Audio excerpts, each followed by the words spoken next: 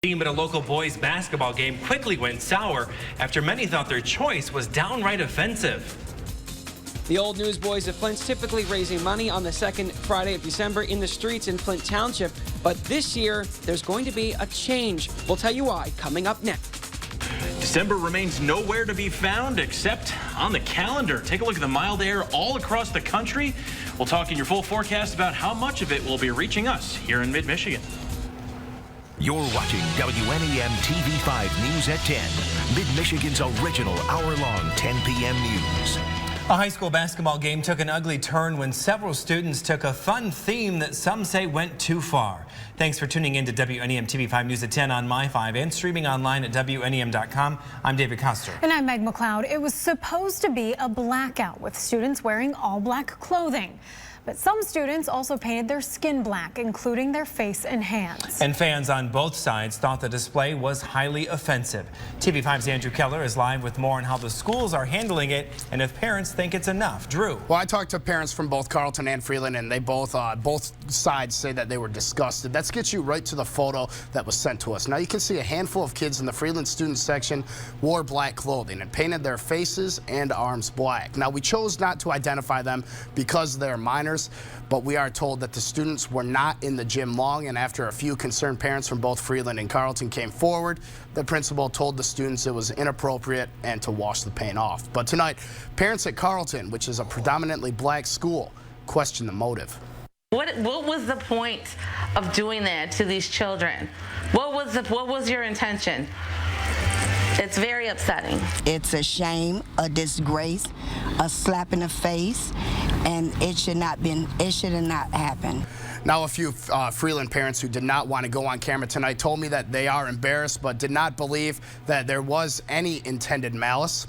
Live in the Continuous News Center, I'm Andrew Keller, WNEM TV5 News at 10 on My5. Drew, what are both of the school districts saying about this? Well, both school districts are acknowledging it. We talked to Carleton Superintendent Ken Wilson this afternoon, who said he did receive a call from the Freeland Superintendent Matt Carey this morning. Now, Wilson says that Carey apologized, and he did say that he believes Freeland is taking it seriously.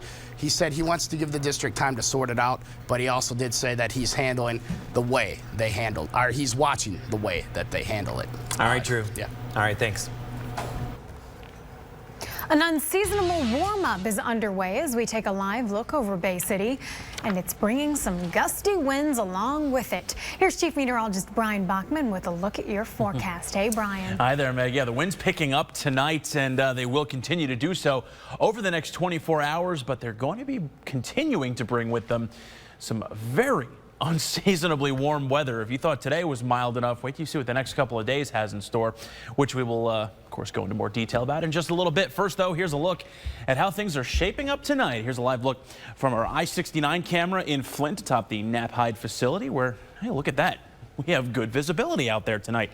With the winds in place, fog not going to be a problem at all, not going to be able to settle in with the wind there to keep the air mixed up, and our temperatures, going to stay pretty mild overnight as well. There'll be a chill in the air for sure, but, not the normal type of chill that you would expect for the early stages of December. First Warn 5 Sky Tracker shedding a little bit of light on the situation here. We have the clouds from today and a couple of those little drizzly areas that made it through with this disturbance, which is, as you can see now, well to our east. Some of the lingering clouds are being chewed away by a dry layer that's temporarily settling in over the region. You can see a pretty good amount of clear sky actually nosing its way in across parts of the Saginaw Valley and south. However, clouds will start to win out as we move into the second half of the overnight. 40 degrees, your current temperature in Flint, mostly cloudy, though reporting clear skies in Flint with a current temp at 36. 37 in Alma right now, and a comfortable enough, I guess, 39 degrees with overcast skies in Bay City right now. We'll keep it mostly cloudy through the duration of the day tomorrow, but get a load of these temps back to the 50s and beyond,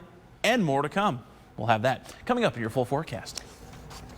Thank you, Brian. It's that time of year when drivers see the Old Newsboys out on the streets taking donations. But for the first time in decades, a traffic ordinance in one mid-Michigan town is keeping the Old Newsboys away. TV5's Nick Lilly tells us what kind of impact it may have this year. typically on the second Friday of December. Every year you see the old newsboys of Flint take to the streets in Flint Township selling papers trying to raise money.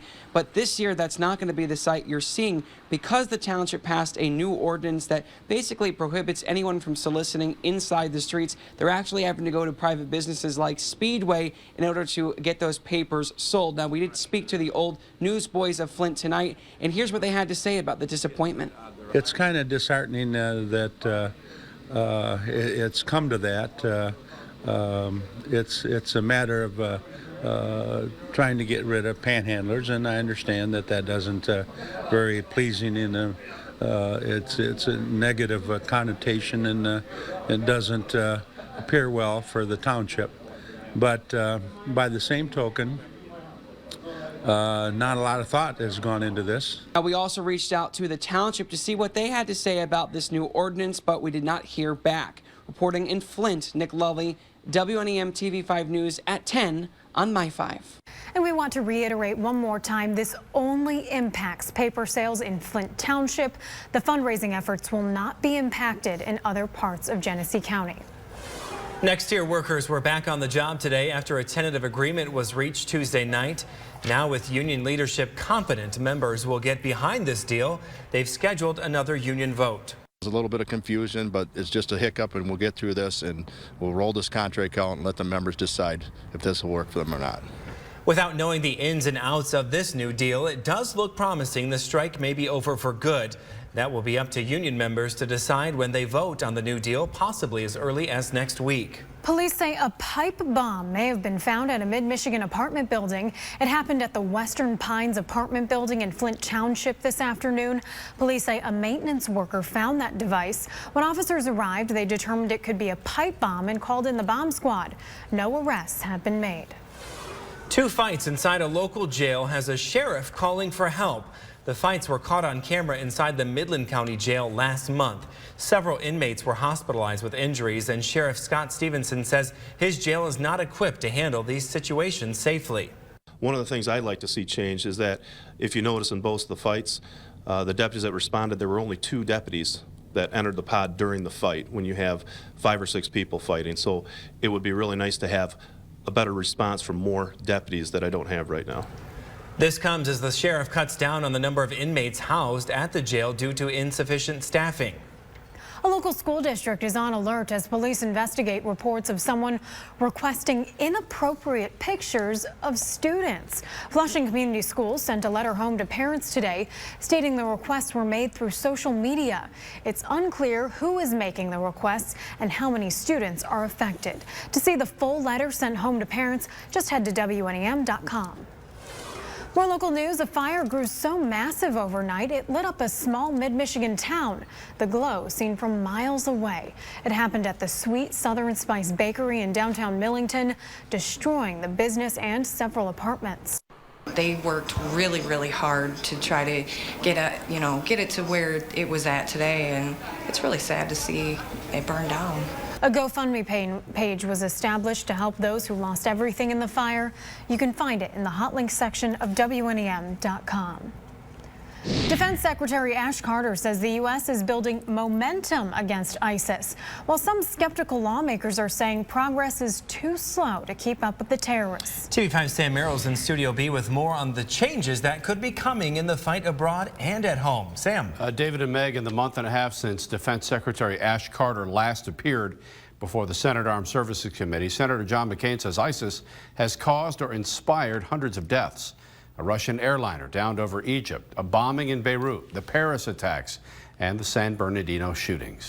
In short, the threat is growing and evolving faster than the administration's efforts to counter it. The reality is we're at war. Carter says even though ISIS is not contained, he thinks President Obama's strategy is working and expanding. But Republican senators on the panel challenge U.S. policy. They say it's drifting and they want faster action.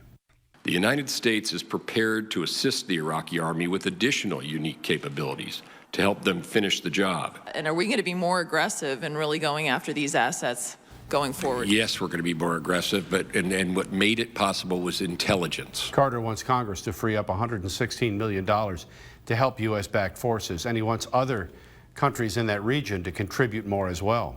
The international community, including our allies and partners, has to step up before another attack like Paris. The Senate hearing comes in the same week that President Obama spoke to the nation about fighting ISIS, and the chairman of the Joint Chiefs of Staff, General Joseph Dunford, said U.S. allies are close to sending their own special forces to help fight ISIS.